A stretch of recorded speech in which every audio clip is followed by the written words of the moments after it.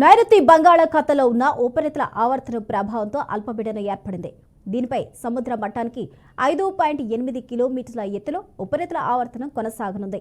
ఇది రానున్న 2 రోజుల్లో పశ్చిమంగా పయనించి తమిళనాడు, శ్రీలంక దిశగా వస్తుందని వాతావరణ శాఖ వెల్లడించింది.